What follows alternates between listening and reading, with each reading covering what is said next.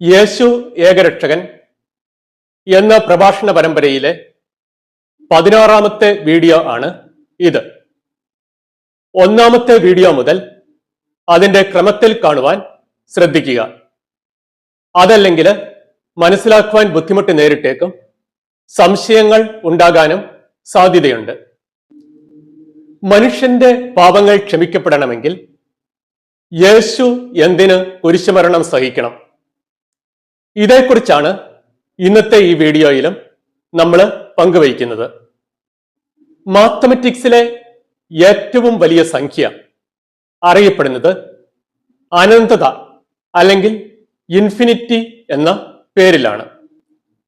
Infinity എന്താണ് എന്നുള്ളതിനെ കുറിച്ച് ഞാൻ കഴിഞ്ഞ വീഡിയോയിൽ, അതായത് 15ാമത്തെ വീഡിയോയിൽ വളരെ വിശദമായി പ്രതിപാദിച്ചിരുന്നു. അപ്പോൾ നിങ്ങൾ ആ വീഡിയോ കാണുക, ഇൻഫിനിറ്റി എന്താണെന്നുള്ള കാര്യം മനസ്സിലാക്കുക. ഞാൻ പ്രധാനപ്പെട്ട പോയിന്റുകൾ മാത്രം ഒന്ന് ചുരുക്കി ആവർത്തിക്കാം. ഇൻഫിനിറ്റി ആണ് അല്ലെങ്കിൽ അനന്തത ആണ് മാത്തമാറ്റിക്സിലെ ഏറ്റവും വലിയ സംഖ്യ.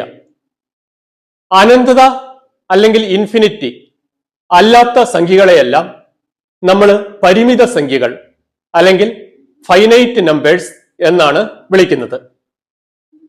നിങ്ങൾക്ക് മരണമില്ല എന്ന് കരുതിക്കൊള്ളുക. ഭൂമി ഉരുണ്ടതാണെന്ന് തൽക്കാലം ചിന്തിക്കേണ്ട ആവശ്യമില്ല. നേരെ കിടക്കുന്ന ഒരു റോഡിന്റെ ഒരറ്റത്ത് നിങ്ങൾ നിൽക്കുകയാണ്. നിങ്ങൾ മുന്നോട്ട് നടക്കാൻ തുടങ്ങി. പക്ഷേ എത്ര കാലം നടന്നാലും റോഡിന്റെ മറ്റേ അറ്റത്ത് എത്തുന്നില്ല. റോഡ് നോക്കെത്താത്ത ദൂരത്തോളം വീണ്ടും മുന്നോട്ട് കിടക്കുകയാണ്. അങ്ങനെയെങ്കിൽ ഈ റോഡിന്റെ നീളമാണ് അനന്തത അല്ലെങ്കിൽ ഇൻഫിനിറ്റി. ഇനി നിങ്ങൾക്ക് മരണമില്ല എന്ന് വീണ്ടും കരുതിക്കൊള്ളുക. ഒന്നിൽ നിന്ന് ആരംഭിച്ച് ഒന്ന് വീതം കൂട്ടിക്കൂട്ടി നിങ്ങൾ എണ്ണാൻ തുടങ്ങി. എത്ര കാലം ഇരുന്നെണ്ണിയാലും നിങ്ങൾ അനന്തതയിൽ അല്ലെങ്കിൽ ഇൻഫിനിറ്റിയിൽ എത്തത്തില്ല. ഓരോ ദിവസം ചെല്ലും തോറും കൂടുതൽ കൂടുതൽ വലിയ പരിമിത സംഖ്യകളിൽ, അതായത് ഫൈനൈറ്റ് നമ്പേഴ്സിൽ നിങ്ങൾ എത്തും എന്ന് മാത്രം. ഫിലോസഫിയിലും അതുപോലെ തിയോളജിയിലും നമുക്ക് ദൈവത്തെക്കുറിച്ച് പഠിക്കാം.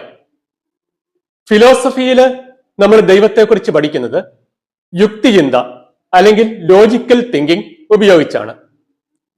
ഈ ശരിയായ രീതിയിൽ ഫിലോസഫിയിൽ ദൈവത്തെക്കുറിച്ച് പഠിച്ചു കഴിയുമ്പോൾ നമ്മൾ എത്തിച്ചേരുന്ന അറിവ് ഇതാണ്.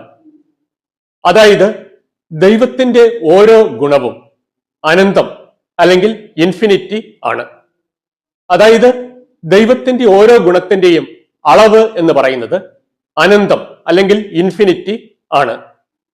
ദൈവത്തിന്റെ ബുദ്ധിശക്തി അനന്തമാണ്. ദൈവത്തിന്റെ നീതി, ദൈവത്തിന്റെ സ്നേഹം ഇവ അനന്തമാണ്. ദൈവത്തിന്റെ ആനന്ദം, സമാധാനം, നന്മ, ദയ, അറിവ്, ഇങ്ങനെ ദൈവത്തിന്റെ ഏത് ഗുണമെടുത്താലും ആ ഗുണങ്ങളെല്ലാം അനന്തം അല്ലെങ്കിൽ ഇൻഫിനിറ്റ് ആയിരിക്കും. ഇതേക്കുറിച്ച് കഴിഞ്ഞ വീഡിയോയിൽ, അതായത് 15ാമത്തെ വീഡിയോയിൽ ഞാൻ ഏറെ വിശദീകരിച്ചിട്ടുണ്ട്. നിങ്ങൾ ആ വീഡിയോ കാണുക. ഇനി നമുക്ക് ദൈവത്തിന്റെ മഹത്വം അല്ലെങ്കിൽ ഗ്ലോറി, അതിന്റെ കാര്യം പരിഗണിക്കാം. ദൈവത്തിന്റെ മഹത്വം അല്ലെങ്കിൽ ഗ്ലോറി എന്ന് പറയുന്നത് അനന്തമാണ്, ഇൻഫിനിറ്റ് ആണ്. അതുപോലെ ദൈവത്തിന്റെ പരിശുദ്ധി അല്ലെങ്കിൽ ഹോളിനെസ്, ദൈവത്തിന്റെ പരിശുദ്ധി എന്ന് പറയുന്നതും അനന്തമാണ്, ഇൻഫിനിറ്റ് ആണ്. ഇനി ഒരു അധികാരി, അതായത് ഒരു ജഡ്ജിയോ രാജാവോ ഒരു കുറ്റവാളിക്ക് ഒരു ശിക്ഷ വിധിച്ചു എന്ന് കരുതുക. ഈ ശിക്ഷ നിശ്ചയിക്കുന്നതിന് പിന്നിൽ പ്രധാനമായിട്ടും 2 മാനദണ്ഡങ്ങൾ ഉണ്ട്. ഒന്നാമത്തെ മാനദണ്ഡം ഇതാണ്: പാപം ചെയ്ത വ്യക്തിക്ക് വേണമായിരുന്നെങ്കിൽ ആ പാപത്തെ ഒഴിവാക്കാനുള്ള പ്രാപ്തി. മാനസിക വൈകല്യമുള്ള ഒരാൾ ഒരു കൊലപാതകം ചെയ്തു എന്ന് കരുതുക. കോടതി അയാൾക്ക് ഒരു ശിക്ഷയും നൽകാതെ വെറുതെ വിട്ടു എന്നിരിക്കും, അല്ലെങ്കിൽ ലഘുവായേ ശിക്ഷിക്കുകയുള്ളൂ. ഇനി ഒരു മോഷണം കുട്ടികൾ ചെയ്തു എന്ന് കരുതുക. കോടതി ചെറിയ ശിക്ഷയെ ചിലപ്പോൾ നൽകുകയുള്ളൂ. എന്നാൽ ഇതേ മോഷണം തന്നെ മുതിർന്നവർ ചെയ്താൽ കൂടുതൽ വലിയ ശിക്ഷ നൽകുകയും ചെയ്യും. അപ്പോൾ കുറ്റത്തെ ഒഴിവാക്കാനുള്ള ഒരാളുടെ പ്രാപ്തി അത് ശിക്ഷ നിശ്ചയിക്കുന്നതിന് പിന്നിലുള്ള ഒരു പ്രധാന മാനദണ്ഡമാണ്. ഇനി രണ്ടാമത്തെ മാനദണ്ഡം ഇതാണ്: ശിക്ഷ വിധിക്കുന്ന അധികാരിയുടെ നീതിബോധം. പണ്ടൊക്കെ നമ്മുടെ സ്കൂളുകളില് ഈ കുട്ടികളെ തല്ലുന്നതിന് പ്രത്യേകിച്ച് നിയമ തടസ്സം ഒന്നും ഉണ്ടായിരുന്നില്ല. അപ്പോൾ ഒരു കുട്ടി ഒരു കുറ്റം ചെയ്തു എന്ന് കരുതുക. തെറ്റിനെ ലാഘവ ബുദ്ധിയോടെ, അതായത് സില്ലി ആയിട്ട് എടുക്കുന്ന ഒരു അധ്യാപകൻ ചെറിയ ശിക്ഷയെ ചിലപ്പോൾ നൽകുകയുള്ളൂ. എന്നാൽ തെറ്റിനെ ഗൗരവ ബുദ്ധിയോടെ കാണുന്ന ഒരു അധ്യാപകൻ ഇതേ കുറ്റത്തിന് തന്നെ കുട്ടിക്ക് കൂടുതൽ കഠിനമായ ശിക്ഷ നൽകി എന്നുമിരിക്കും. ഇനി വ്യത്യസ്ത രാജ്യങ്ങളുടെ നിയമസംഹിതകളുടെ കാര്യം നമുക്ക് പരിഗണിക്കാം. ഈ വ്യത്യസ്ത നിയമസംഹിതകളിൽ ഒരേ കുറ്റത്തിന് തന്നെ വ്യത്യസ്ത ശിക്ഷകളായിരിക്കും നിശ്ചയിച്ചിട്ടുള്ളത്. ഇനി ഒരു രാജാവിന്റെ മുമ്പിൽ ഒരു കുറ്റവാളിയെ നിർത്തുന്നു എന്ന് കരുതുക. രാജാവ് അയാൾക്ക് ഒരു ശിക്ഷ വിധിച്ചു. ഇനി കൂടുതൽ നീതിബോധമുള്ള, അല്ലെങ്കിൽ തെറ്റിനെ കൂടുതൽ വെറുക്കുന്ന മറ്റൊരു രാജാവാണ് ശിക്ഷ വിധിക്കുന്നതെങ്കിൽ കുറെ കൂടെ കഠിനമായ ശിക്ഷ നൽകി എന്നിരിക്കും. അപ്പോൾ ഈ ശിക്ഷ നിശ്ചയിക്കുന്നതിന് പിന്നിലുള്ള പ്രധാനപ്പെട്ട രണ്ടാമത്തെ മാനദണ്ഡം ഇതാണ്: ആ ശിക്ഷ വിധിക്കുന്ന അധികാരിയുടെ നീതിബോധം, അല്ലെങ്കിൽ തെറ്റിനോടുള്ള അയാളുടെ വെറുപ്പ്. ഇനി ഈ ടോക്കിന്റെ പ്രധാന ഭാഗത്തേക്ക് കടക്കുന്നതിന് മുമ്പ് നമ്മുടെ ആദി മാതാപിതാക്കളുടെ കാര്യം അല്പം സൂചിപ്പിച്ചുകൊള്ളട്ടെ. നമ്മുടെ ആദി മാതാപിതാക്കളായ ആദത്തെയും ഹവ്വായെയും ദൈവം നേരിട്ട് സൃഷ്ടിച്ചു. ദൈവിക ജീവന്റെ നിറവോടും അന്യൂനമായ ഒരു മനുഷ്യ പ്രകൃതിയോടും കൂടെയാണ് ദൈവം അവരെ സൃഷ്ടിച്ചത്. അതിനാല് അവര് മനസ്സ് വയ്ക്കുന്ന പക്ഷം ജീവിതത്തിൽ നിന്ന് ഏത് പാപത്തെയും മാറ്റി നിർത്താനുള്ള കഴിവ് അവർക്കുണ്ടായിരുന്നു. എന്നിട്ടും അവര് വിലക്കപ്പെട്ട വൃക്ഷത്തിന്റെ ഫലം തിന്നു, ദൈവിക ജീവൻ നഷ്ടപ്പെടുത്തി കളഞ്ഞു, പാപപ്രകൃതിയുള്ളവരായി മാറി. എന്നാൽ ഇതിനു പിന്നിൽ ദൈവം ഉത്തരവാദിയല്ല. ആദി മാതാപിതാക്കൾ ചെയ്ത ആദ്യ പാപത്തിൽ അവരുടെ സന്തതി പരമ്പര മുഴുവൻ പങ്കുപറ്റിയിരിക്കുന്നതായിട്ടാണ് ദൈവം കണക്കാക്കുന്നത്. ഇതുമൂലം ഓരോ മനുഷ്യ ശിശുവും ഇന്ന് ഭൂമിയിൽ ജനിച്ചു വീഴുന്നത് ദൈവിക ജീവനില്ലാതെ പാപപ്രകൃതിയോടുകൂടിയാണ്. എന്നാൽ മനുഷ്യനിൽ പാപപ്രകൃതി വന്നു ചേർന്നതിന് പിന്നിൽ ദൈവം ഉത്തരവാദിയല്ല. ഇനി ആദിമാതാപിതാക്കൾ വിലക്കപ്പെട്ട വൃക്ഷത്തിന്റെ ഫലം തിന്നില്ലായിരുന്നു എന്ന് കരുതുക. മറിച്ച് ദൈവത്തോടുള്ള സ്നേഹബന്ധത്തെ തങ്ങളുടെ സ്വതന്ത്ര മനസ്സുകൊണ്ട് അവര് ആഴത്തിൽ തെരഞ്ഞെടുത്തു. ഈ ഒരു അവസ്ഥയിൽ അവർക്ക് കുഞ്ഞുങ്ങൾ ജനിച്ചിരുന്നെങ്കിൽ ആ കുഞ്ഞുങ്ങളും ദൈവിക ജീവന്റെ നിറവ് ഉള്ളവരായിരിക്കും, പാപപ്രകൃതി കാണപ്പെടത്തില്ല. ഈ രീതിയിൽ മനുഷ്യവംശം തുടർന്നും ഈ ഭൂമിയിൽ പെരുകിയിരുന്നുവെങ്കിൽ എല്ലാ ശിശുക്കളിലും ദൈവിക ജീവൻ കാണപ്പെടും. ഈ ഭൂമിയിലെ മനുഷ്യർ എന്ന് പറയുന്നത് മാലാഖമാരെ പോലെയുള്ള ആളുകളായിരിക്കും. പാപപ്രകൃതി അല്ലെങ്കിൽ പാപം എന്ന പ്രശ്നം കടന്നു വരികയേയില്ല. എന്നാൽ നിലവിൽ ആദിമാതാപിതാക്കൾ വിലക്കപ്പെട്ട വൃക്ഷത്തിന്റെ ഫലം തിന്ന് ആദ്യപാപം ചെയ്തു. ഇതിന്റെ അനന്തരഫലമായി മനുഷ്യവംശം മുഴുവൻ പാപപ്രകൃതി ഉള്ളവരായി മാറി. എന്നാൽ മനുഷ്യനിൽ പാപപ്രകൃതി വന്നു ചേർന്നതിന് പിന്നിൽ ദൈവം ഉത്തരവാദിയല്ല. ഇക്കാര്യം നമ്മൾ പ്രത്യേകം ശ്രദ്ധിക്കണം. ഇനി നമുക്ക് ഈ ടോക്കിന്റെ കാതലായ ഭാഗത്തേക്ക് വരാം. അതായത് മനുഷ്യന്റെ പാപങ്ങൾ ക്ഷമിക്കപ്പെടണമെങ്കിൽ ക്രിസ്തു എന്തിന് കുരിശുമരണം സഹിക്കണം?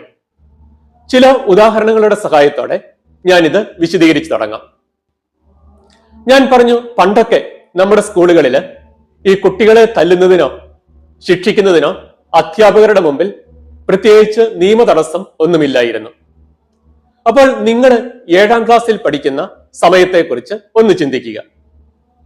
ഒരു ദിവസം നിങ്ങളുടെ ഒരു സഹപാഠിയെ, അതായത് നിങ്ങളുടെ ക്ലാസ്സിൽ പഠിക്കുന്ന മറ്റൊരു കുട്ടിയെ നിങ്ങൾ ഒരു പ്രാവശ്യം ഒരു തെറി വിളിച്ചു. നിങ്ങളുടെ നിർഭാഗ്യം എന്ന് പറയട്ടെ, ടീച്ചർ അത് കേൾക്കാനും ഇടയായി. അപ്പോൾ നിങ്ങൾക്ക് ഒരു ശിക്ഷ തന്നു. ഇനി ഈ സഹപാഠിയെ വിളിച്ച അതേ തെറി തന്നെ ഒരു പ്രാവശ്യം ടീച്ചറിനെയാണ് വിളിക്കുന്നത് എന്ന് കരുതുക. കുറ്റത്തിന്റെ ഗൗരവവും കൂടും, ലഭിക്കുന്ന ശിക്ഷയുടെ അളവും കൂടും. ഇനി സഹപാഠിയെ വിളിക്കുവാൻ ഉപയോഗിച്ച അതേ തെറി തന്നെ ഒരു പ്രാവശ്യം ഹെഡ്മാസ്റ്ററെ വിളിക്കുന്നു എന്ന് കരുതുക. തെറ്റിന്റെ ഗൗരവം വീണ്ടും കൂടും, ശിക്ഷയുടെ അളവും കൂടും. ഇതിന് പിന്നിലുള്ള ലോജിക് എന്താണ്? ഒരേ തെറി തന്നെയാണ് നിങ്ങൾ സഹപാഠിയെ വിളിച്ചതും ടീച്ചറിനെ വിളിച്ചതും ഹെഡ്മാസ്റ്ററെ വിളിച്ചതും, അതും ഒരു പ്രാവശ്യം മാത്രം. എന്നാൽ സഹപാഠിയെ വിളിച്ചതിനേക്കാൾ ഗൗരവമുണ്ട് ടീച്ചറെ തെറി വിളിച്ചാൽ. ടീച്ചറിനെ വിളിക്കുന്നതിനേക്കാൾ ഗൗരവമുണ്ട് ഹെഡ്മാസ്റ്ററെ തെറി വിളിച്ചാൽ. അപ്പോൾ ഇതിന് പിന്നിലുള്ള ലോജിക് അല്ലെങ്കിൽ യുക്തി എന്താണ്? ഒരു പ്രത്യേക വീക്ഷണകോണിൽ ചിന്തിക്കുമ്പോഴെങ്കിലും സഹപാഠിയേക്കാൾ കൂടുതൽ മഹത്വം അല്ലെങ്കിൽ വാല്യൂ, ഗ്ലോറി ഉള്ളയാളാണ് ടീച്ചർ. ടീച്ചറിനേക്കാൾ വാല്യൂ അല്ലെങ്കിൽ മഹത്വം, ഗ്ലോറി ഉള്ളയാളാണ് ഹെഡ്മാസ്റ്റർ. അപ്പോൾ കൂടുതൽ മഹത്വമുള്ളയാളെ തെറി വിളിച്ചു കഴിഞ്ഞാൽ ആ തെറ്റിന്റെ ഗൗരവം കൂടുതലായിരിക്കും. അല്ലെങ്കിൽ കൂടുതൽ മഹത്വം അല്ലെങ്കിൽ വാല്യൂ ഉള്ള ഒരാൾക്കെതിരെ തെറ്റ് ചെയ്തു കഴിഞ്ഞാൽ ആ തെറ്റിന്റെ ഗൗരവവും അതിനനുസരിച്ച് കൂടും. ഇതാണ് ഇതിന് പിന്നിലെ ലോജിക്ക്. ഇനി നമുക്ക് മനുഷ്യന്റെ പാപങ്ങളിലേക്ക് വരാം. ഞാന് എന്റെ ഒരു സുഹൃത്തിന്റെ മൊബൈൽ ഫോൺ മോഷ്ടിച്ചു എന്ന് കരുതുക. തീർച്ചയായിട്ടും ഞാൻ എന്റെ സുഹൃത്തിനെതിരായിട്ടാണ് തെറ്റ് ചെയ്തിരിക്കുന്നത്. അവന് 10,000 അല്ലെങ്കിൽ 20,000 രൂപയുടെ നഷ്ടമുണ്ടായി. അതേസമയം തന്നെ ഞാൻ മോഷ്ടിക്കരുത് എന്ന ദൈവകൽപ്പനയും ലംഘിക്കുന്നു. അതുകൊണ്ട് ദൈവത്തിനെതിരായിട്ടും കൂടെയാണ് ഞാൻ പാപം ചെയ്തിരിക്കുന്നത്. ഇനി മദ്യപാനിയായ ഒരാളുടെ കാര്യം നമുക്ക് പരിഗണിക്കാം. ഒന്നാമതായി അയാള് സ്വന്തം ആരോഗ്യം നശിപ്പിച്ച് അയാൾക്ക് തന്നെ എതിരായിട്ട് തെറ്റ് ചെയ്യുന്നുണ്ട്. പിന്നെ ഭാര്യയ്ക്കും മക്കൾക്കും എതിരായിട്ട് തെറ്റ് ചെയ്യുന്നു, അവരുടെ സമാധാനം കളയുന്നു. പിന്നെ നാട്ടുകാർക്കും എതിരായിട്ട് അയാൾ തെറ്റ് ചെയ്യുന്നുണ്ടായിരിക്കാം, അവർക്കും ഒരു ശല്യമാണ്. ഇതിലെല്ലാം ഉപരിയായി അയാള് ദൈവത്തിനെതിരായിട്ടും തെറ്റ് ചെയ്യുന്നുണ്ട്. കാരണം മദ്യപിച്ച് ഉന്മത്തനാകരുത് എന്ന് ദൈവകൽപ്പന അയാൾ ഇവിടെ ലംഘിക്കുന്നു. ഈ രീതിയിൽ ചിന്തിച്ചു കഴിഞ്ഞാൽ നമ്മൾ ഏത് പാപം ചെയ്താലും ആ പാപം ദൈവത്തിനും കൂടി എതിരായിട്ടുള്ള ഒന്നാണ്. ഇനി നമുക്ക് നമ്മുടെ ഉദാഹരണത്തിന്റെ കാര്യത്തിലേക്ക് മടങ്ങിപ്പോകാം. തുടക്കത്തിൽ തന്നെ നമ്മൾ പറഞ്ഞിരുന്നു, ദൈവത്തിന്റെ ഗ്ലോറി അല്ലെങ്കിൽ മഹത്വം എന്ന് പറയുന്നത് അനന്തമാണ് അല്ലെങ്കിൽ ഇൻഫിനിറ്റ് ആണ് എന്ന്. നമ്മുടെ ഉദാഹരണത്തില് ഈ സഹപാഠിക്കെതിരെ തെറ്റ് ചെയ്യുന്നതിനേക്കാൾ ഗൗരവമുണ്ട് ടീച്ചർക്കെതിരെ തെറ്റ് ചെയ്താൽ. കാരണം ടീച്ചറിനാണ് മഹത്വം കൂടുതൽ. ഇനി ടീച്ചറിനെതിരെ തെറ്റ് ചെയ്യുന്നതിനേക്കാൾ ഗൗരവമുണ്ട് ഹെഡ്മാസ്റ്റർക്കെതിരെ തെറ്റ് ചെയ്തു കഴിഞ്ഞാൽ. കാരണം ടീച്ചറിനേക്കാൾ മഹത്വമുള്ളയാളാണ് ഹെഡ്മാസ്റ്റർ. അങ്ങനെയെങ്കിൽ അനന്തമായ മഹത്വം അല്ലെങ്കിൽ ഇൻഫിനിറ്റ് ഗ്ലോറി, അനന്തമായ മൂല്യം, വാല്യൂ ഉള്ള ദൈവത്തിനെതിരെ തെറ്റ് ചെയ്താൽ ആ തെറ്റിന്റെ ഗൗരവം അല്ലെങ്കിൽ സീരിയസ്നെസ് എന്ന് പറയുന്നതും അനന്തം അല്ലെങ്കിൽ ഇൻഫിനിറ്റ് ആയിരിക്കും. ഒരു കോമൺ സെൻസ് കൊണ്ട് തന്നെ നമുക്ക് ഇക്കാര്യം മനസ്സിലാക്കാവുന്നതേയുള്ളൂ. അപ്പോൾ അതാണ് ദൈവത്തിനെതിരെ തെറ്റ് ചെയ്താലുള്ള പ്രശ്നം. ദൈവത്തിനെതിരെ തെറ്റ് ചെയ്തു കഴിഞ്ഞാൽ ആ തെറ്റിന്റെ ഗൗരവം അല്ലെങ്കിൽ സീരിയസ്നെസ് എന്ന് പറയുന്നത് അനന്തം, ഇൻഫിനിറ്റ് ആയിരിക്കും. അപ്പോൾ തെറ്റിന്റെ ഗൗരവം അനന്തമായതിനാൽ ഇതിന്റെ പേരിൽ വരുന്ന ശിക്ഷയുടെ അല്ലെങ്കിൽ പെനാലിറ്റിയുടെ അളവ് എന്ന് പറയുന്നതും അനന്തം അല്ലെങ്കിൽ ഇൻഫിനിറ്റ് ആയിരിക്കും. അപ്പോൾ ഈ ശിക്ഷയുടെ പ്രശ്നം മാറണമെങ്കിൽ മനുഷ്യന്റെ ഭാഗത്തു നിന്ന് അനന്തമായ മൂല്യമുള്ള ഒരു പരിഹാര കർമ്മം ഉണ്ടാകേണ്ടിയിരിക്കുന്നു. എന്നാൽ മനുഷ്യൻ പരിമിതനാണ്. മനുഷ്യന്റെ എല്ലാ കഴിവുകളും, മനുഷ്യന്റെ മൂല്യം അതും പരിമിതമാണ്. അനന്തമായ മൂല്യമുള്ള ഒരു പരിഹാര പ്രവൃത്തി ചെയ്യുവാനുള്ള കഴിവ് പരിമിതനായ മനുഷ്യന് ഇല്ല. അപ്പോൾ ഇതാണ് ദൈവത്തിനെതിരെ തെറ്റ് ചെയ്താലുള്ള പ്രശ്നം. ഇനി ഇക്കാര്യം തന്നെ മറ്റൊരു ഉദാഹരണത്തിന്റെ സഹായത്തോടെ ഞാൻ ഒന്നുകൂടി വിശദീകരിക്കാം. ഒരു കാലത്ത് ഭൂമിയിലെ എല്ലാ രാജ്യങ്ങളിലും നിലനിന്നിരുന്നത് രാജഭരണം ആയിരുന്നു. അപ്പോൾ ഒരു രാജ്യത്തെ ഒരു രാജാവ്, ഇദ്ദേഹം ആള് പരിശുദ്ധനാണ്, തെറ്റിനെ വെറുക്കുന്നയാളാണ്. അപ്പോൾ രാജ്യത്ത് ഒരാള് ഒരു കുറ്റകൃത്യം ചെയ്തു, അയാളെ രാജാവിന്റെ മുമ്പിൽ വിചാരണയ്ക്കായി നിർത്തി. രാജാവ് അയാൾക്ക് 1000 രൂപ പിഴ വിധിച്ചു എന്ന് കരുതുക. ഇനി മറ്റൊരു രാജാവ്, ഈ രണ്ടാമത്തെ രാജാവ് ഈ ആദ്യത്തെ രാജാവിനേക്കാൾ 2 ഇരട്ടി പരിശുദ്ധനാണ്. ആദ്യത്തെ രാജാവ് തെറ്റിനെ വെറുക്കുന്നു, അതിന്റെ 2 ഇരട്ടിയായി തെറ്റിനെ വെറുക്കുന്നയാളാണ് രണ്ടാമത്തെ രാജാവ്. അപ്പോൾ ഈ കുറ്റവാളിയെ രണ്ടാമത്തെ രാജാവിന്റെ മുമ്പിലാണ് നിർത്തുന്നത് എന്ന് കരുതുക. ആദ്യത്തെ രാജാവ് 1000 രൂപയാണ് പിഴ വിധിച്ചത്. അങ്ങനെയെങ്കിൽ രണ്ടാമത്തെ രാജാവ് 2000 രൂപ പിഴ വിധിച്ചു എന്നിരിക്കും. ഒരു കോമൺ സെൻസ് കൊണ്ട് തന്നെ നമുക്ക് ഇക്കാര്യം മനസ്സിലാക്കാം. ഇനി ഈ കുറ്റവാളിയെ ദൈവത്തിന്റെ മുമ്പിലാണ് നിർത്തുന്നത് എന്ന് കരുതുക. ദൈവം അയാൾക്ക് 10000 രൂപ പിഴ വിധിച്ചു എന്ന് കരുതുക. അങ്ങനെയെങ്കിൽ നമുക്ക് പറയാൻ സാധിക്കും, ദൈവം ആദ്യത്തെ രാജാവിനേക്കാൾ 10 ഇരട്ടി പരിശുദ്ധനാണ്. അതുപോലെ രണ്ടാമത്തെ രാജാവിനേക്കാൾ 5 ഇരട്ടി പരിശുദ്ധനാണ്. അതല്ലെങ്കിൽ ആദ്യത്തെ രാജാവ് തെറ്റിനെ വെറുക്കുന്നതിനേക്കാൾ തെറ്റിനെ 10 ഇരട്ടിയായി വെറുക്കുന്നവനാണ് ദൈവം. രണ്ടാമത്തെ രാജാവ് തെറ്റിനെ വെറുക്കുന്നതിനേക്കാൾ 5 ഇരട്ടിയായി തെറ്റിനെ വെറുക്കുന്നവനാണ് ദൈവം.